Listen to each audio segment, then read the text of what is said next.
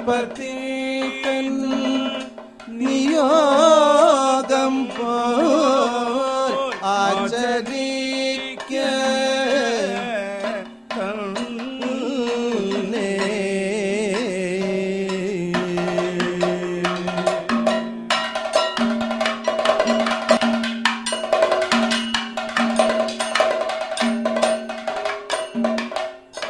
സ്വന്തം വീട് എന്നത് ഏതൊരുവൻ്റെയും സ്വപ്നമാണ്. അതിലുപരി ഒരുവൻ്റെ ജീവിത വ്യവസ്ഥയുടെ പ്രതിബിംബം കൂടിയാണിത്. അതുകൊണ്ട് തന്നെയാണ് ഗൃഹനിർമ്മാണത്തിൽ വ്യത്യസ്തതകളും വേറിടലുകളും സ്ഫുരിക്കുന്നത്. തത്വാധിഷ്ഠിതവും പരമ്പരാഗതവുമായ രീതിയിൽ നാം വീട് നിർമ്മിക്കുമ്പോൾ അവിടെ എന്തോ ഒരു ഏകീകൃത ഭാവം കടന്നു വരുന്നുണ്ടാകാം. ഇവിടെയാണ് വാസ്തുശാസ്ത്രം പ്രസക്തമാകുന്നത്. ഈ ശാസ്ത്രത്തിൻ്റെ ഉള്ളറകളിലേക്ക് കടന്നു ചെല്ലുന്ന വാസ്തുവിജ്ഞാനത്തിലേക്ക് നമുക്ക് പോകാം.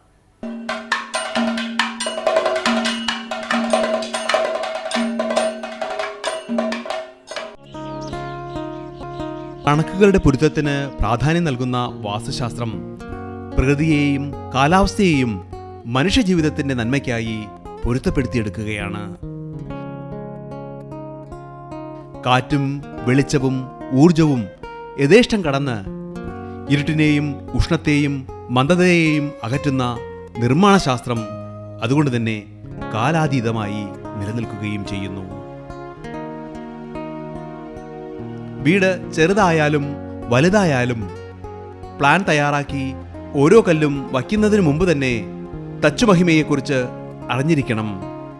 എങ്കിൽ മാത്രമേ അതിൻ്റെ ശരിയായ അർത്ഥം മന്ദിരത്തിൽ കൊണ്ടുവരാനാകൂ. നമ്മുടെ ഓരോരുത്തരുടെയും സ്വപ്നമായ ഗൃഹനിർമ്മാണം, ആ ഗൃഹനിർമ്മാണത്തിൽ നാം ശ്രദ്ധിക്കേണ്ട ഓരോരോ കാര്യങ്ങളെക്കുറിച്ചും പ്രത്യേകിച്ചും ശാസ്ത്രീയമായ അടിസ്ഥാനത്തിൽ നമ്മുടെ പാരമ്പര്യ വാസ്തുവിദ്യയുടെ പിൻബലത്തോടു കൂടിയുള്ള ഗൃഹനിർമ്മാണത്തെക്കുറിച്ചാണ് നമ്മൾ ഓരോ അധ്യായത്തിലും ചർച്ച ചെയ്ത് ഓരോന്നും നമ്മൾ മനസ്സിലാക്കി കഴിഞ്ഞു. ഇനിയും ഒരുപാട് സംശയങ്ങൾ നമുക്കുണ്ട്. ശരിക്കും ഒരു വീട് നിർമ്മിക്കുമ്പോൾ ആ പറമ്പിൽ അല്ലെങ്കിൽ വീടിൻ്റെ പരിസരത്ത് വൃക്ഷങ്ങൾ നട്ടുപിടിപ്പിക്കാറുണ്ട്. ഇതിനെന്തെങ്കിലും വാസ്തുപരമായ പ്രത്യേകതകളുണ്ടോ? ഇതിനെക്കുറിച്ച് ഡോക്ടർ തിരുവിഴ മധുവൻ പോറ്റി പറയുകയാണ്. തിരുമേനി, നമ്മുടെ വീടിനോടടുത്ത് ധാരാളം വൃക്ഷങ്ങളൊക്കെ ഉള്ള വീടുകളാണ് പണ്ട് ഉത്തമ ഭവനങ്ങളെന്ന് പറഞ്ഞു കേട്ടിട്ടുണ്ട്. ഈ വൃക്ഷങ്ങൾ, ഏതെങ്കിലും തരത്തിലുള്ള വൃക്ഷങ്ങൾ വീടിന് എന്തെങ്കിലും ദോഷം ചെയ്യുന്ന തരത്തിലുണ്ടോ വാസ്തുപരമായിട്ട്? എന്നാണ് അങ്ങേക്ക് പറയാനുള്ളത്? ഒരു പറമ്പിൽ വൃക്ഷങ്ങൾക്ക് വീടിൻ്റെ ഓരോ ഭാഗത്ത് നിൽക്കേണ്ട വൃക്ഷങ്ങളുടെ സ്ഥാനത്തെക്കുറിച്ച് ആചാര്യൻ വ്യക്തമായിട്ട് സംസാരിക്കുന്നുണ്ട്. കിഴക്കുവശത്താണ് പൂവലഞ്ഞിയും പേരാലും, തെക്കുവശത്ത് അത്തിയും പുളിയും, പടിഞ്ഞാറ് വശത്ത് ഏഴിലം പാലയും അരയാലും, വടക്കുവശത്താണ് പുന്നയും ഇത്തിയും. അപ്പോൾ ഗൃഹത്തിൻ്റെ 4 വശങ്ങൾ, ഒരു വീടിൻ്റെ 4 ഭാഗത്ത് നിൽക്കേണ്ട വൃക്ഷങ്ങളെക്കുറിച്ച് നമുക്ക് വ്യക്തമായൊരു ധാരണ അതിൽ നിന്നും കിട്ടും. ഇവയെ കൂടാതെ ഈ വൃക്ഷങ്ങളെ തന്നെ പൊതുവെ 4ആയിട്ട് തിരിക്കും. നമ്മൾ പഴയ അധ്യായങ്ങളിലൊക്കെ പറഞ്ഞിട്ടുണ്ട്, നാം അറിവുകളെ 4ആയിട്ട് തിരിച്ച് പഠിക്കുന്ന ഒരു പാരമ്പര്യമാണ് നമുക്കുള്ളതെന്ന്. അതുപോലെ തന്നെയാണ് ഇവിടെയും ഈ വൃക്ഷങ്ങൾ എന്നുള്ള ആ പൊതുവായ സങ്കല്പത്തിനെ 4ആയിട്ട് തിരിച്ചിരിക്കുന്നു. ഏതൊക്കെ തരത്തിലുള്ള വൃക്ഷങ്ങളാണ് ഉള്ളത് എന്ന് നമുക്കൊന്ന് പരിശോധിക്കാം. അങ്ങനെ വന്നാൽ അന്തസാരം, ബഹുസാരം, സർവസാരം, നിസാരം, 4 തരത്തിലുള്ള മരങ്ങളാണുള്ളത്. അത് ഉറപ്പിൻ്റെ അടിസ്ഥാനത്തിലാണ് മരത്തിനെ തിരിച്ചിരിക്കുന്നത്. അന്തസാരം, അകത്ത് കാതലുള്ളത്, അകത്ത് കാതലുള്ള മരങ്ങളാണ് ആഞ്ഞിലി, പ്ലാവ്, ഇതെല്ലാം. ബഹിർസാരം, പുറത്ത് കാതലുള്ള മരം, പുറത്ത് കാതലുള്ള മരമാണ് തെങ്ങ്, പന ഒക്കെ. സർവസാരം, മുഴുവനും കാതലായിട്ടുള്ളത്, അതാണ് ഈട്ടി, തേക്ക് മുതലായിട്ടുള്ള മരങ്ങൾ. നിസ്സാരം, കാതലേ ഇല്ലാത്തത്. ഇങ്ങനെ 4 തരത്തിലുള്ള മരങ്ങളേ ഉള്ളൂ. ഇവയെ കൂടാതെ ഗുണത്തിൻ്റെ അടിസ്ഥാനത്തിലും മരങ്ങളെ 4ആയിട്ട് തിരിച്ചിട്ടുണ്ട്. ഫലമുള്ളവ, പുഷ്പമുള്ളവ, ഇല കൊഴിക്കുന്നവ, തണലുള്ളവ. ഈ 4 വൃക്ഷങ്ങളും പറമ്പിൻ്റെ ഓരോ ഭാഗത്ത് വയ്ക്കേണ്ടത് ഓരോ സ്ഥാനങ്ങളും പറയുന്നുണ്ട്. ഇവയൊക്കെ ശരിയായിട്ടുള്ള ഗുണങ്ങളും നമുക്കതിൽ നിന്ന് മനസ്സിലാക്കാൻ സാധിക്കുന്നുണ്ട്. ആചാര്യൻ ശാസ്ത്രീയമായിട്ടാണ് ഇവ ഓരോന്നും ചിട്ടപ്പെടുത്തിയിരിക്കുന്നത്. കിഴക്കുവശത്ത് വച്ചിരിക്കുന്ന പൂവലഞ്ഞിയും പേരാലും, ഈ പൂവലഞ്ഞിയും പേരാലും സൂര്യൻ്റെ, ഉദയ സൂര്യനിൽ നിന്നും വരാവുന്ന വിഷമുള്ള അണുക്കൾ അല്ലെങ്കിൽ വിഷമുള്ള വായുക്കൾ, വിഷമുള്ള അഗ്നി, വിഷമുള്ള പ്രകാശം, ഈ പ്രകാശത്തെ ഒരു പരിധിവരെ തടഞ്ഞു നിർത്തി ഈ കിഴക്കുവശത്തുള്ള പൂവലഞ്ഞിയും പേരാലും ഭൂമിയിൽ ഏൽക്കാതെ നമ്മളെ ഒരു കവചം പോലെ സംരക്ഷിക്കും. തെക്കുവശത്താണ് പുളിയും അത്തിയും വേണ്ടത്. നമുക്ക് തെക്ക് ഭാഗത്ത് കൂടുതൽ ഉഷ്ണം അല്ലെങ്കിൽ ചൂട് അനുഭവപ്പെടുന്ന ഒരു കാലാവസ്ഥയാണുള്ളത്. ഈ അതിശൈത്യം അല്ലെങ്കിൽ അതിചൂട് ഇത് രണ്ടും നമുക്ക് ശരീരത്തിന് ക്ലേശകരമാണെന്ന് നമ്മുടെ ആയുർവേദവും നമ്മളെ പഠിപ്പിക്കുന്നുണ്ട്. ഇവിടെ ഈ അത്യുഷ്ണത്തിൽ നിന്ന് നമ്മളെ സംരക്ഷിക്കുന്നതിന് ഈ പുളിയും ഈ അത്തിയും ഒക്കെ ഒരു കവചമായിട്ട് നിൽക്കാനും നമ്മുടെ തെക്ക് നിന്നുള്ള ചൂടുള്ള കാറ്റിനെ ലഘൂകരിക്കാനും അത് കുറച്ച് മൃദുവാക്കാനും നമ്മളെ സഹായിക്കുന്നു. പടിഞ്ഞാറ് ഭാഗത്താണ് ഏഴിലം പാലയും അരയാലും. പോക്കുവെയിലേറ്റാൽ പൊന്നാകും എന്ന് നമുക്കറിയാം. ഈ പോക്കുവെയിലിൻ്റെ കാഠിന്യം അതൊട്ടും ഇല്ലാതെ ആ കാഠിന്യത്തെ വളരെ ലഘൂകരിച്ച് ഈ ഭൂമിയിലേക്ക് എത്തിക്കുന്നതിന് യാതൊരു തടസ്സവുമില്ലാതെ ഇത് ഈ ഏഴിലം പാലയും അരയാലും പ്രവർത്തിക്കുന്നു. പാല പൂത്തു എന്നറിയുന്നത് കാറ്റ് പറയുമ്പോഴാണ്. അതുപോലെ തന്നെയാണ് വടക്കുവശത്ത് പുന്നയും ഇത്തിയും. ഇത് രണ്ടും വടക്കുവശത്ത് മകരമാസത്തിലെ മരം കോച്ചുന്ന മഞ്ഞ് അത് ഭൂമിയിലേക്ക് വന്ന് ഈ ഭൂമിയിലുള്ള ജന്തുക്കൾക്കും അതുപോലെ മനുഷ്യർക്കും മൃഗങ്ങൾക്കും ഒന്നും ദോഷകരമാകാത്ത രീതിയിൽ നമ്മളെ സംരക്ഷിക്കുന്നതും ഈ വടക്കുവശത്ത് നിൽക്കുന്ന ഈ പുന്നയാണ്. അതിൻ്റെ കട്ടിയുള്ള ഇലകളാണ് നമ്മളെ സംരക്ഷിക്കുന്നത്. ഇങ്ങനെ ഗൃഹത്തിൻ്റെ 4 ഭാഗത്ത് നിൽക്കേണ്ട മരങ്ങളുടെ സ്ഥാനങ്ങളെക്കുറിച്ച് ശാസ്ത്രീയമായിട്ട് ഒരു വിവക്ഷ, ശാസ്ത്രീയമായിട്ടൊരു ഭാഷ തയ്യാറാക്കി നമ്മളെ പഠിപ്പിക്കുന്ന സമ്പന്നമാണ് ഈ ശാസ്ത്രം. ഇതോടൊപ്പം തന്നെ ഗൃഹത്തിൻ്റെ വടക്ക് കിഴക്ക് ഭാഗത്ത് മാവ് വയ്ക്കണമെന്നും കിഴക്ക് വശത്താണ് അല്ലെങ്കിൽ തെക്ക് വശത്താണ് ഇത് രണ്ടും പ്ലാവിന് ഏറ്റവും നല്ല സ്ഥാനമാണെന്നും കൽപ്പവൃക്ഷമായ തെങ്ങിൻ്റെ ശരിയായ സ്ഥാനം പടിഞ്ഞാറ് വശത്താണ് എങ്കിലും ഇത് ഗൃഹത്തിൻ്റെ ഏത് ഭാഗത്ത് നിന്നാലും ദോഷകരമല്ല എന്നുള്ളതും നമ്മളെ പഠിപ്പിക്കുന്നു. ഇതുപോലെ തന്നെയാണ് കവുങ്ങും. പിന്നെയുണ്ട് മുല്ലവള്ളി, വെറ്റിലക്കൊടി, പിച്ചകം ഇങ്ങനെയുള്ള ചെറിയ ചെറിയ ചെടികൾ. ഇത് ഗൃഹത്തിൻ്റെ ഏത് ഭാഗത്ത് നിന്നാലും ഉത്തമമാണ്. ചന്ദനം, കൂവളം, കടുക്കമരം ഇങ്ങനെയുള്ള വൃക്ഷങ്ങളൊക്കെ ഗൃഹത്തിൻ്റെ പാർശ്വങ്ങളിലും പുറകിലും വേണം. ദേവദാരു, മന്ദാരം, കഴനി, കള്ളിമരം ഇതൊന്നും പറമ്പിൻ്റെ കുറച്ച് അകലെയായിരിക്കണം, അല്ലെങ്കിൽ ഗൃഹത്തിൽ നിന്നും കുറച്ച് അകലെയായിരിക്കണം. താമസിക്കുന്ന പറമ്പിൽ, കുടിയിരിപ്പ് പറമ്പിൽ പാടില്ല മുരിഞ്ഞ. ഇതൊക്കെ നമ്മൾ താമസിക്കുന്ന പറമ്പിൽ പാടില്ല എന്നാണ് ഈ ശാസ്ത്രം നമ്മളെ അനുശാസിക്കുന്നത്. തിരുമേനി, ഈ ആധുനിക കാലഘട്ടത്തിൽ വീടിൻ്റെ ഒരു ഭംഗി വർദ്ധിക്കുന്നതിന് വേണ്ടി മുറ്റത്തും അതുപോലെ തന്നെ പ്രത്യേകമായ സ്ഥലങ്ങളിലുമൊക്കെ പുല്ല് വെച്ച് പിടിപ്പിക്കുന്നൊരു സമ്പ്രദായമുണ്ട്. അത് എങ്ങനെയാണ്? വാസ്തുവിൽ അത് അനുശാസിക്കുന്നുണ്ടോ, അല്ലെങ്കിൽ ഇത് ഗൃഹത്തിൻ്റെ ഒരു എന്തെങ്കിലും ഒരു അവസ്ഥയ്ക്ക് ദോഷമായിട്ട് ഭവിക്കുന്നുണ്ടോ? ഇല്ല, ഒരിക്കലുമില്ല. കാരണം നമ്മൾ കാണുന്ന ആ പച്ചപ്പ് സസ്യപൂർണ്ണമായ ഭാരതഭൂമിയുടെ ഐശ്വര്യത്തെ മാത്രം സൂചിപ്പിക്കുന്ന ഒന്നായിട്ട് നമുക്ക് ഒരു രീതിയിൽ കണക്കാക്കാം. അതല്ലെങ്കിൽ തന്നെ ഉഷ്ണരോഗ ശമനമായിട്ടും ഈ പുല്ല് അല്ലെങ്കിൽ ഈ വൃക്ഷങ്ങളെ കണക്കാക്കുന്നതായിട്ട് ആയുർവേദവും പറയുന്നുണ്ട്. അങ്ങനെ വന്നാലും ഇത് ഏതു തരത്തിൽ നമ്മൾ കണക്കാക്കിയാലും ഈ പൂക്കളും വൃക്ഷങ്ങളും ഒക്കെ നമുക്ക് ഗുണകരമായ ഒരു അന്തരീക്ഷമാണ് ഗൃഹത്തിനാണെങ്കിലും പുറത്താണെങ്കിലും നമുക്ക് തരുന്നത്. ഇന്ന് പല സ്ഥലങ്ങളിലും ഇതുപോലെ കറുകപ്പുല്ല് വെച്ച് പിടിപ്പിക്കുന്നുണ്ട്. ഇത് ആരോഗ്യത്തിന് നല്ലതാണ് എന്ന് കേട്ടിട്ടുണ്ട്. ഇത് വാസ്തുപരമായിട്ട് എന്തെങ്കിലും പ്രത്യേകത ഇതിനുണ്ടോ? കറുക എന്ന് പറയുന്നത് ദശപുഷ്പത്തിലൊന്നാണ്. ദശപുഷ്പത്തിലൊന്നായിട്ടുള്ള ഈ കറുക നമ്മുടെ ഗൃഹത്തിൻ്റെ അടുത്ത് അല്ലെങ്കിൽ ആ ഗൃഹ അന്തരീക്ഷത്തിനടുത്ത് നമ്മുടെ പറമ്പിലേക്ക് ആവാഹിച്ച് കൊണ്ടുവരുമ്പം നാം കൂടുതൽ പ്രകൃതിയോട് ഇണങ്ങുന്നു, ആയുർവേദത്തോട് കൂടുതൽ അടുക്കുന്നു, പ്രകൃതിയിലേക്ക് കൂടുതൽ ലയിക്കുന്നു എന്നേ നമുക്കതുകൊണ്ട് പറയാൻ കഴിയും. അത് ഏറ്റവും ഉത്തമമായിട്ട് നമുക്ക് കാണാൻ സാധിക്കുള്ളൂ.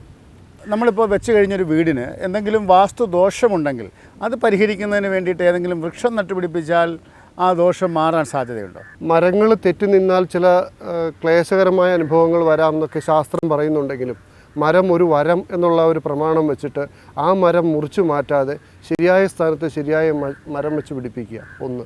രണ്ടാമത്തത്, നമുക്ക് ഏതെങ്കിലും കാരണവശാൽ ഗൃഹനിർമ്മാണത്തിനോ അല്ലാതെ അനുബന്ധ ഘടകങ്ങൾ നിർമ്മിക്കുന്നതിനോ നമുക്ക് ഗേറ്റ് വയ്ക്കണം, മതിൽ കെട്ടണം, ഇങ്ങനെയുള്ള ആവശ്യങ്ങൾക്കായിട്ട് നമുക്കൊരു മരം മുറിക്കേണ്ടി വന്നാൽ നാം 2 മരം വെച്ച് പിടിപ്പിക്കണം. ആ ഒരു ക്ലേശകരമായ അനുഭവം നമുക്ക് ഭാവിയിൽ വരാതിരിക്കാനായിട്ട് നമ്മൾ മുൻകൂട്ടി കണ്ട് അത്ര നന്നായിട്ട് നാം ആ മരത്തെ സ്നേഹിക്കണം, കാണണം. കാരണം സൂര്യൻ്റെ അമിതമായ ചൂടിനെ തടഞ്ഞു നിർത്തി നമുക്ക് ഈ ഭൂമിയിൽ വസിക്കുന്ന യാതൊരു ജന്തുക്കൾക്കും ഒരു ക്ലേശവും വരാത്ത രീതിയിൽ സംരക്ഷിക്കുന്ന ഒരു കൊടയാണ് ഈ മരങ്ങളൊക്കെ. ശരിയാണ്. വാസ്തുശാസ്ത്രം അനുശാസിക്കുന്നത് എന്നും നമ്മൾ പ്രകൃതിയോട് ഇണങ്ങി ജീവിക്കണം, ഒരു വൃക്ഷം പോലും നമ്മൾ മുറിച്ചു മാറ്റാൻ പാടില്ല, പ്രകൃതിയുടെ ശ്വാസകോശത്തെ, പ്രകൃതിയുടെ ജീവനെ, പ്രകൃതിയുടെ പച്ചപ്പിനെ നാം സംരക്ഷിക്കണമെന്നൊക്കെയാണ്.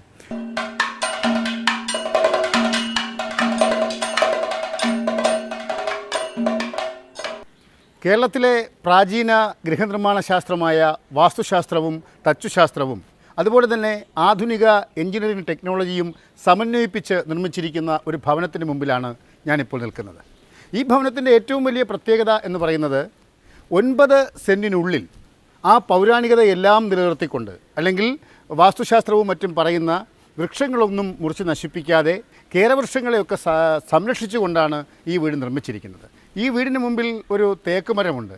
ഇത് വീടിന് കുളിർമയും സമാധാനവും ചൂടും നിയന്ത്രിക്കുവാൻ ഈ വൃക്ഷം പരമാവധി പ്രയോജനപ്പെടുന്നു എന്നുള്ളതാണ് സത്യം. ഇതുതന്നെയായിരുന്നു പ്രാചീന വാസ്തുശാസ്ത്രവും പറയുന്നത്. വീട്ടിനുള്ളിലേക്ക് ശുദ്ധമായ വായു ലഭിക്കണം, അതുപോലെ പ്രകാശം യഥേഷ്ടം കടന്നു വരുന്നതിനുള്ള നിരവധി വാതിലുകളും ഈ വീടിന് പുറമേ നിന്ന് നോക്കിയാൽ നമുക്ക് കാണാൻ കഴിയും. ഇതിനുള്ളിൽ ഒരു കുടുംബത്തിന് സൗകര്യപ്രദമായ രീതിയിൽ ജീവിക്കാൻ കഴിയുന്ന സൗകര്യങ്ങൾ ഒരുക്കിയിട്ടുണ്ട്. നമുക്ക് അതെല്ലാം വിശദമായി ഒന്ന് കാണാം. നമ്മൾ ഈ വീട്ടിനുള്ളിലേക്ക് പ്രവേശിക്കുന്നതിന് മുമ്പ് ഞാൻ നേരത്തെ സൂചിപ്പിച്ച വൃക്ഷത്തെക്കുറിച്ച് കുറച്ച് കാര്യം പറയാം. ഈ വീടിൻ്റെ മുമ്പിൽ നിൽക്കുന്നത് തേക്ക് മരമാണ്. അതായത് ഒരുപാട് വർഷം നിലനിൽക്കുന്ന സംരക്ഷിക്കുന്ന ഒരു വൃക്ഷം. അതുപോലെ ഈ വീടിന് തൊട്ട് പിന്നിലായിട്ട് ഐശ്വര്യം പ്രദാനം ചെയ്യുന്ന മഞ്ഞമുളയെ സംരക്ഷിച്ചിട്ടുണ്ട്. ഒപ്പം അതിൻ്റെ പരിസരത്ത് വേപ്പുമരമുണ്ട്, പ്ലാവുണ്ട്. അങ്ങനെ വിവിധ സസ്യങ്ങൾ ഈ 9 സെൻറ്റിനുള്ളിൽ സംരക്ഷിച്ചിരിക്കുന്നു എന്നുള്ളതാണ് ഏറ്റവും വലിയ പ്രത്യേകത. മരത്തെക്കുറിച്ച് പറയുമ്പോൾ നമുക്ക് ഈ ശാസ്ത്രശാഖ എത്രത്തോളം വിപുലമായിട്ടാണ് ചിട്ടപ്പെടുത്തിയിരിക്കുന്നത് എന്ന് നമുക്ക് മനസ്സിലാവും. കാരണം മരം ഗൃഹത്തിൻ്റെ പ്രപഞ്ചത്തെ, ഈ പ്രകൃതിയുടെ സൗന്ദര്യത്തെ ഗൃഹത്തിനുള്ളിലേക്ക് ആവാഹിക്കുന്ന ഒന്നാണ്. ഈ പൂർവ്വകാലങ്ങളിൽ ഇവിടെ നിലനിന്നിരുന്ന നാലുകെട്ട് സമ്പ്രദായത്തിൽ മധ്യത്തിലെ തുളസിത്തറയും അവിടെ നട്ടിരുന്ന മുല്ലവള്ളിയും മഞ്ഞൾ ചെടിയും ഒക്കെ, ഇതെല്ലാം ഗൃഹത്തിനുള്ളിൽ നടുമുറ്റത്ത് വെച്ച് നട്ട് വളർത്തിയിരുന്ന ഒരു പാരമ്പര്യമാണ് നമുക്കുള്ളത്. ഇന്നിപ്പോൾ ആധുനിക കാലഘട്ടത്തിൽ ഗൃഹത്തിന് വേണ്ടിയിട്ട് സ്ഥാനം നിശ്ചയിച്ചാൽ ആ പറമ്പിൽ ഒരു മുത്തങ്ങ പോലും നിർത്താതെ മുഴുവൻ മരങ്ങളും മുറിച്ചു മാറ്റുന്ന ഒരു പ്രവണത കാണുന്നുണ്ട്. ഒരിക്കലും അത് നമുക്ക് ആശാസ്യകരമല്ല. കാരണം ഇപ്പം തന്നെ നമുക്കറിയാം, വളരെ കാലമായിട്ട് 3-4 വർഷങ്ങളായിട്ട് മഴയില്ലാതെ നമ്മൾ വളരെ ക്ലേശിച്ചിരുന്നു. വേഴാമ്പലിനെ പോലെ കാത്തിരുന്ന ജനങ്ങളുടെ ഇടയിലേക്ക് ഒരു പ്രളയം കൊണ്ടൊക്കെ തന്നു ഭൂമി. അവിടെ എല്ലാം നശിച്ച് ഒന്നുമില്ലാതെ മുഴുവനും ഒഴുകി ഒന്നും കാണാനില്ല, ആ പ്രദേശം തന്നെ ഇല്ലാത്തൊരു നിലയിലേക്ക് വന്നിരിക്കുന്നു. അപ്പോൾ പ്രകൃതി ദുരന്തങ്ങൾക്ക് വഴിതെളിക്കുന്ന ഒരു പ്രതിഭാസമാണ് മരം മുറിക്കുന്നത് എന്ന് ശാസ്ത്രം നേരത്തെ നമ്മളെ പഠിപ്പിച്ചു. നമുക്കതറിയാം. നമ്മളിപ്പം അത് അംഗീകരിക്കുന്നത് ആധുനിക ശാസ്ത്രത്തിൻ്റെ പിൻബലത്തോട് കൂടിയിട്ട് മാത്രമാണെന്ന് നമുക്ക് പറയേണ്ടി വരും. അവിടെയാണ് ഗൃഹനിർമ്മാണത്തിൽ ശാസ്ത്രത്തിൻ്റെയും ഈ മരത്തിൻ്റെയും ഒരു പ്രത്യേകത. ഗൃഹം നിർമ്മിക്കുമ്പോൾ ഗൃഹത്തിന് വേണ്ടി എത്രത്തോളം സ്ഥലം ആവശ്യമുണ്ട് എന്നുള്ളത് കണക്കാക്കി ആ ഭാഗത്ത് നിൽക്കുന്ന മരം മാത്രം ആദ്യം അത്യാവശ്യമെങ്കിൽ മുറിച്ച് നീക്കണം. പക്ഷേ നമ്മൾ ഒരു മരം മുറിക്കുന്ന സമയത്ത് ശരിയായി ആ മരത്തിന് ഏത് സ്ഥാനമാണ് ആ വാസ്തുവിൽ പറഞ്ഞിരിക്കുന്നത് എന്ന് മനസ്സിലാക്കി അവിടെ 2 മരം വച്ചുപിടിപ്പിക്കാനായിട്ട് ഓരോ ഗൃഹവാസികളും തയ്യാറാകണം. ഈ വൃക്ഷങ്ങൾ ഓക്സിജൻ പ്രദാനം ചെയ്യുന്നു എന്നുള്ളതിന് പുറമേ തന്നെ അതൊരു പാരമ്പര്യ പൈതൃക സ്വത്തുകൂടിയാണ്. കാരണം വൃക്ഷശാസ്ത്രത്തിന് വൃക്ഷായുർവേദം എന്ന പേരിൽ എഴുതിയ ശാർംഗധരം പറഞ്ഞിട്ടുണ്ട്: ദശകൂപ സമ വാബി, ദശവാബി സമ ഹൃദ്ര, ദശഹൃദ്ര സമോ പുത്ര, ദശപുത്ര സമോ വൃക്ഷ. അതായത് 10 കിണറുകൾ ഒരു നദിക്ക് തുല്യമാണ്, 10 നദികൾ ഒരു തടാകത്തിന് തുല്യമാണ്, 10 തടാകങ്ങൾ ഒരു പുത്രന് തുല്യമാണ്, 10 പുത്രന്മാർ ഒരു വൃക്ഷത്തിന് തുല്യമാണ്. അതായത് 10 പുത്രന്മാർ നൽകുന്ന സേവനവും ധൈര്യവും സംരക്ഷണവുമാണ് ഒരു വ്യക്തിക്ക് ഒരു വൃക്ഷം നൽകുന്നത് എന്ന് പറയുമ്പോൾ എത്രത്തോളം വൃക്ഷങ്ങളുടെ മാഹാത്മ്യത്തെ പണ്ടുള്ളവർ മനസ്സിലാക്കിയിരുന്നു എന്ന് നമുക്ക് വ്യക്തമാകും. അങ്ങനെയുള്ള വൃക്ഷങ്ങൾ ഒരു വീടിൻ്റെ ഐശ്വര്യമാണ്. അത് ഈ വീട്ടിലും സംരക്ഷിച്ചിട്ടുണ്ട്. ഇനി നമുക്ക് ഉള്ളിലെ വിശേഷങ്ങൾ എന്താണെന്ന് കാണാം.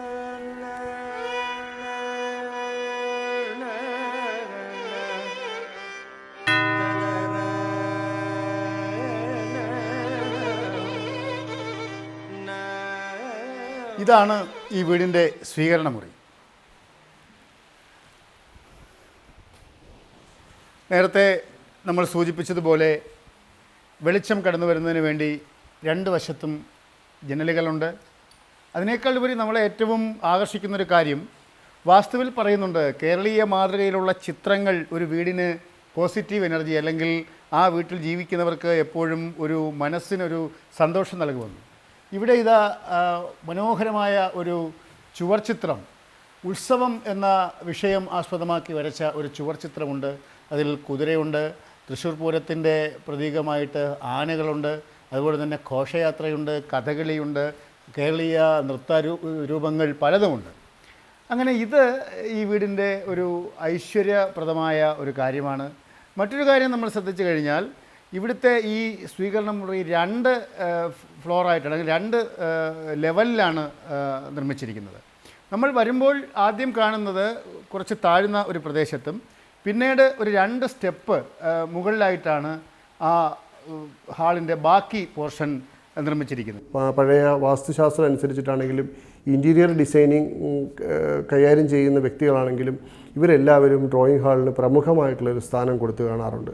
ഏറ്റവും കൂടുതൽ കാറ്റ്, വെളിച്ചം ഇതെല്ലാം കയറുന്ന ഒരു സ്ഥലം, നമുക്ക് പുറത്തേക്ക് കൂടുതലായിട്ട് കാഴ്ചകൾ കിട്ടുന്ന ഒരു സ്ഥലം, ഗേറ്റ് പ്രധാനമായിട്ടും കാണാവുന്ന രീതിയിൽ തന്നെ ഡ്രോയിങ് ഹാൾ വേണം. അത് ഡ്രോയിങ് ഹാളിൽ വന്നിരിക്കുന്നവർക്ക് ഏറ്റവും ഒരു ഫ്രീഡം കിട്ടുന്ന രീതിയിൽ അല്ലെങ്കിൽ സ്വകാര്യ സംഭാഷണത്തിന് പറ്റുന്ന രീതിയിലുള്ളൊരു സ്ഥലമായിരിക്കണം. അത് ഗൃഹവാസികൾക്ക് യാതൊരു തരത്തിലുള്ള ക്ലേശവും വരാത്ത രീതിയിൽ ഐസൊലേറ്റഡ് ആയിട്ടുള്ളൊരു സ്ഥലം തിരഞ്ഞെടുക്കണം. ഇങ്ങനെ പല രീതിയിലുള്ള വേർഷൻ ഇന്ന് നിലനിൽക്കും. 50 ഘന അടി എയർ എന്ന് പറയുന്നത് ഒരു ബെഡ്റൂമിനുള്ളതാണ്. ഇത് അതിൻ്റെ 2 ഇരട്ടിയോ 3 ഇരട്ടിയോ വലിപ്പം, ബെഡ്റൂമിൻ്റെ 2 ഇരട്ടിയോ 3 ഇരട്ടിയോ വലിപ്പം. ശരിക്കും ശാസ്ത്രം പറയുന്നത് 1.5 ഇരട്ടി മുതൽ മുകളിലേക്ക് വയ്ക്കാവുന്നതാണ്.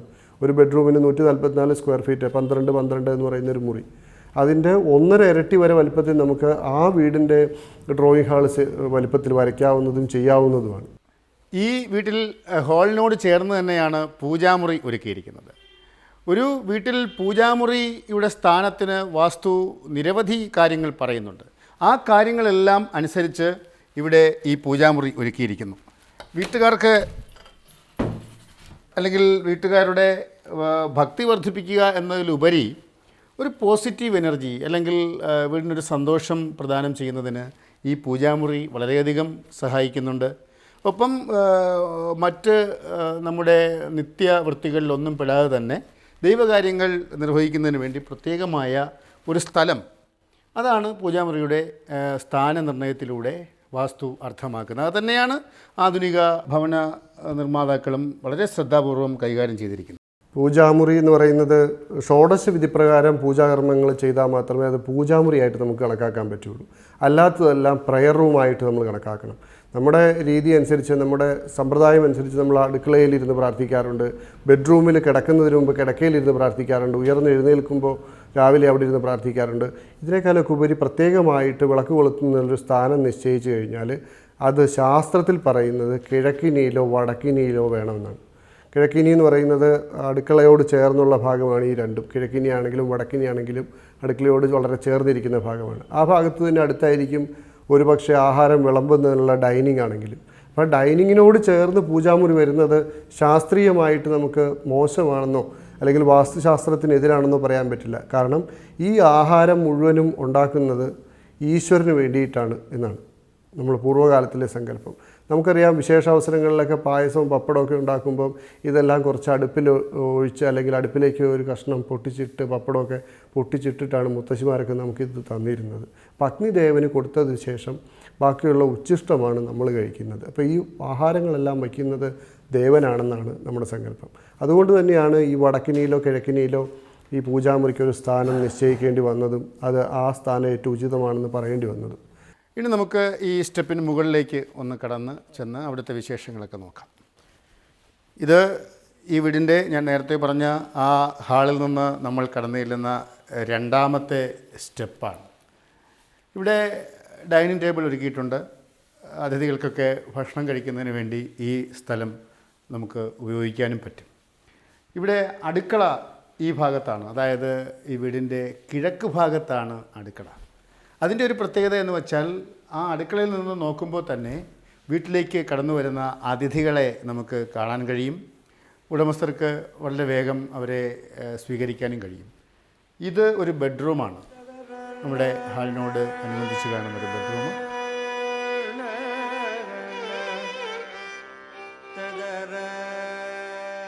ആ ഭാഗത്ത് അടുക്കള. ഇനി നമ്മൾ കടന്നു ചെല്ലുന്നത് ഇതിൻ്റെ മുകളിലത്തെ നിലയിലേക്കാണ്. ഇവിടെയും വാസ്തുശാസ്ത്ര അനുസരിച്ചിട്ടുള്ള സ്റ്റെപ്പുകളാണ് നിർമ്മിച്ചിരിക്കുന്നത്. അതുപോലെ പ്രകാശം യഥേഷ്ടം കടന്നു വരുന്നതിനുള്ള നിരവധി വാതിലുകളും ഈ വീടിന് പുറമേ നിന്ന് നോക്കിയാൽ നമുക്ക് കാണാൻ കഴിയും. ബാൽക്കണികൾ മുകളിലത്തെ നിലയിൽ നമുക്ക് നാനാ ദിക്കിലേക്കും കൊടുക്കാവുന്നതാണ്. ഉദാഹരണമായിട്ട് നമുക്കറിയാം, നമ്മുടെ പഴയ ക്യാപിറ്റൽ ഓഫ് ട്രാവൻകൂർ പത്മനാഭപുരം കൊട്ടാരം. പത്മനാഭപുരം കൊട്ടാരത്തിൽ അമ്പാരി എന്നുള്ള പേരിൽ റോഡിലേക്ക് തള്ളി നിൽക്കുന്ന ബാൽക്കണികൾ ഇന്ന് ഒളിമങ്ങാതെ നമുക്ക് കാഴ്ചക്കാരുടെ സൗകര്യാർത്ഥത്തോടെ നിലനിൽക്കുന്നുണ്ട്. നമുക്ക് പോയാൽ കാണാവുന്നതേ ഉള്ളൂ. അപ്പോൾ അത് അമ്പാരി എന്നുള്ള പേരിൽ ഇപ്പോഴും അവിടെ നിലനിൽക്കുകയാണ്. അത് ബാൽക്കണി എന്നുള്ളതിൻ്റെ പൂർവ്വകാലത്തിലുണ്ടായിരുന്ന ഒരു പതിപ്പ് മാത്രമാണ്. അത് കിഴക്ക് ഭാഗത്തേക്കാവാം, തെക്ക് ഭാഗത്തേക്കാവാം, വടക്ക് ഭാഗത്തേക്കാം, പടിഞ്ഞാറ് ഭാഗത്തേക്കാവാം. 4 ദിക്കുകളിലേക്ക് തള്ളി നിൽക്കുന്ന രീതിയിൽ ഗൃഹത്തിൽ നിർമ്മാണ പ്രവർത്തനങ്ങൾ നടത്തുന്നതിന് നമുക്ക് സാധിക്കും. അതല്ലാതെ ബാൽക്കണി നമുക്ക് തള്ളി നിർത്തുന്നതിനോ ഒരു കോർണറിൽ മാത്രം വയ്ക്കുന്നതിനോ സാധിക്കും. ഈ കോർണറിൽ വച്ചാൽ മൂലകളിൽ വയ്ക്കുന്ന ബാൽക്കണികൾ ദിക്കിലേക്ക് ദർശനമായിട്ട് തന്നെ വേണം എന്ന് മാത്രം. മൂലകളിലേക്ക് തിരിഞ്ഞാവരുത്. മൂലകളിലൊരു ബാൽക്കണി വെച്ചിട്ട് അത് ദിക്കിലേക്ക് ദർശനമായിട്ട് നമുക്ക് വേണം, ഏതെങ്കിലും ഒരു ദിക്കിലേക്ക് വയ്ക്കാം. ഇപ്പോൾ തെക്ക് കിഴക്കേ മൂലയിൽ വയ്ക്കുന്ന ബാൽക്കണിക്ക് തെക്കോട്ടോ കിഴക്കോട്ടോ ദർശനം വയ്ക്കാം. അപ്പോൾ ഈ വീടിൻ്റെ ഹാളും പൂജാമുറിയും ഒക്കെ നമ്മൾ കണ്ടു കഴിഞ്ഞു. അതിൻ്റെ പ്രത്യേകതകളൊക്കെ നമ്മൾ മനസ്സിലാക്കി. ഇത് ഇവിടുത്തെ ഒരു ബെഡ്റൂമാണ്. ബെഡ്റൂം എന്നതിലുപരി ഇത് പഠനമുറി എന്ന വിധത്തിലും കൂടിയാണ് കൺസ്ട്രക്ഷൻ ചെയ്തിരിക്കുന്നത്. ശരിക്കും വായുവും വെളിച്ചവും പഠനമുറിയിലേക്കും കിടപ്പുമുറിയിലേക്കും ഒക്കെ ആവശ്യമാണ്. ആ സംവിധാനവും ഇരുഭാഗങ്ങളിലും ജനാല ഒരുക്കിയിരിക്കുന്നതിലൂടെ ഈ വീട്ടിൽ ചെയ്തിട്ടുണ്ട്. ഇനി നമുക്ക് മറ്റൊരു പ്രത്യേകത കാണാനുള്ളത് ഈ വീടിൻ്റെ ചുവര് നമ്മൾ ഈ ഭാഗം കണ്ടു കഴിഞ്ഞാൽ മനോഹരമായ രീതിയിൽ ഡിസൈൻ ചെയ്തിരിക്കുന്ന ഒരു ചുവരാണ് എന്ന് നമുക്ക് തോന്നും. പക്ഷേ ശരിക്കും ഇത് തുറന്നു കഴിഞ്ഞാൽ ഇത് ബാത്റൂമാണ്. ബാത്റൂമിന് എല്ലാ സജ്ജീകരണങ്ങളുമുണ്ട്, സ്പേസും നമുക്ക് ആവശ്യത്തിനുണ്ട്. അതുപോലെ ഇത് ഒരു കബോർഡായിട്ട് ഉപയോഗിച്ചിരിക്കുന്നു. ഇത് അടച്ചു കഴിഞ്ഞാൽ ഒരു ചുവര് ഡിസൈൻ ചെയ്തിരിക്കുന്നു എന്നാണ് നമുക്ക് തോന്നുന്നത്. അപ്പോൾ അത്തരത്തിൽ പഴയ വാസ്തുശാസ്ത്രവും തച്ചുശാസ്ത്രവും ആധുനിക നിർമ്മാണ ശാസ്ത്രവും സമന്വയിപ്പിച്ചുകൊണ്ട് ആധുനിക രീതിയിൽ ഉള്ള നിർമ്മാണ വൈദഗ്ധ്യത്തിൻ്റെ ഒരു ഉദാഹരണമായിട്ട് നമുക്ക് ഈ ഭവനത്തെ ചൂണ്ടിക്കാണിക്കാം.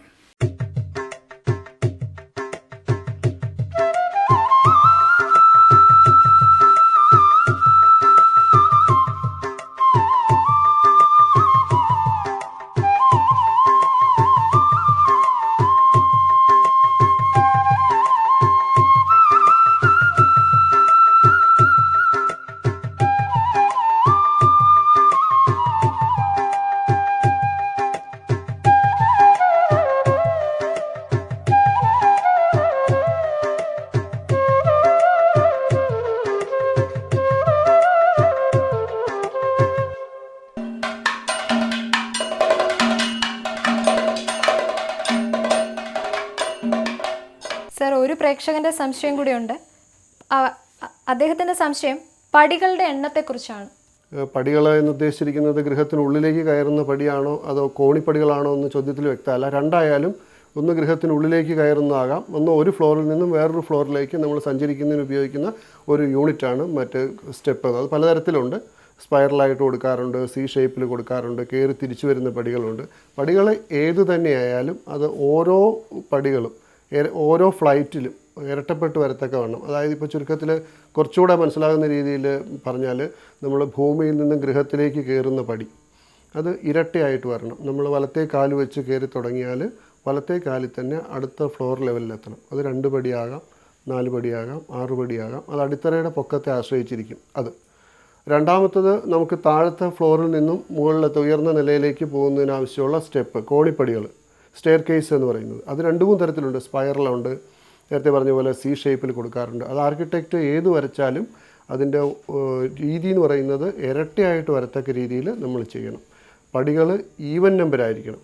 അത് ഓരോ ഫ്ലൈറ്റിൽ ഇപ്പം കുറച്ച് 8 സ്റ്റെപ്പ് കയറി അവിടെ ഒരു റെസ്റ്റ് കൊടുത്ത് വീണ്ടും 10 സ്റ്റെപ്പ് കയറി ഒട്ടാകെ 18 പടി വന്ന് മുകളിലത്തെ നിലയിലെത്തുന്ന രീതിയിൽ ഡിസൈൻ ചെയ്തിട്ടുള്ളൊരു വീടാണെങ്കിൽ ആദ്യത്തെ 8 പടി എന്ന് പറയുന്നത് ഇരട്ട, വീണ്ടും അടുത്ത 10 പടി എന്ന് പറയുന്നത് വീണ്ടും ഇരട്ട. അപ്പോൾ ഒട്ടാകെ 18 പടി വന്നു. അതിനിടയ്ക്ക് ഒരു റെസ്റ്റും വന്നു. ഇപ്പോൾ റെസ്റ്റ് നമ്മൾ കണക്കാക്കില്ല, പടികളുടെ എണ്ണമാണ് കണക്കാക്കുക. അത് ഇരട്ടപ്പെട്ട് വരത്തക്ക രീതിയിൽ കൊടുക്കണം. സർ, വേറൊരു പ്രേക്ഷകയുടെ ചോദ്യം അടുക്കളയുടെ ഏത് ദിശയിൽ നിന്ന് വേണം പാചകം ചെയ്യാൻ എന്നതാണ്. അടുക്കളയിൽ കിഴക്കോ അല്ലെങ്കിൽ വടക്കോ നോക്കി നിന്ന് ആഹാരം പാകം ചെയ്യണം. കിഴക്കോട്ടോ വടക്കോട്ടോ നോക്കി നിന്ന് ആഹാരം പാകം ചെയ്യണം. മനുഷ്യന് 120 വയസ്സാണ് ബ്രഹ്മാവ് തന്നിട്ടുള്ള ആയുസ്. 120 വയസ്സൊന്നും ജീവിച്ചിരിക്കും എന്ന് കണക്കാക്കണ്ട, പകുതി കണക്കാക്കിയാൽ മതി. 60 വർഷം ജീവിച്ചിരിക്കുന്ന ഒരാൾ നമ്മൾ അതിൻ്റെ 1/3 ഭാഗം, ഒരു വീട്ടിലെ 8 മണിക്കൂറോളം അടുക്കളയിൽ പണി ചെയ്യുന്നുണ്ട്. ഒരു ദിവസത്തിൻ്റെ 1/3, മനുഷ്യായുസിൻ്റെ 1/3, 60ൻ്റെ 1/3 20, തുടർച്ചയായി 20 കൊല്ലം ആ വീട്ടമ്മ അടുക്കളയിൽ ജോലി ചെയ്യുന്നുണ്ട്.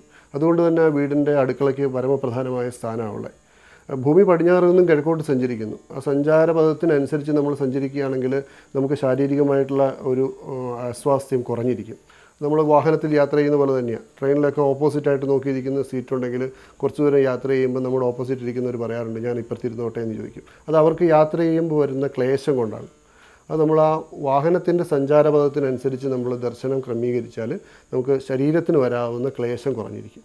അത് ലോങ് റണ്ണിൽ 60 കൊല്ലം നമുക്ക് ജീവിച്ചിരിക്കുന്ന കാലയളവിൽ 20 കൊല്ലം തുടർച്ചയായിട്ട് അടുക്കള ഉപയോഗിക്കുന്നുണ്ട്. അതുകൊണ്ട് തന്നെ വളരെ വളരെ ആപ്റ്റായിട്ടുള്ളൊരു ചോദ്യമാണ്. അതിൻ്റെ ദർശനവശം കിഴക്കോട്ടോ വടക്കോട്ടോ നോക്കി നിന്ന് ആഹാരം പാകം ചെയ്യണം. ഇനിയും നിരവധി ചോദ്യങ്ങളുമായി അടുത്തയാഴ്ച വീണ്ടും കാണാം.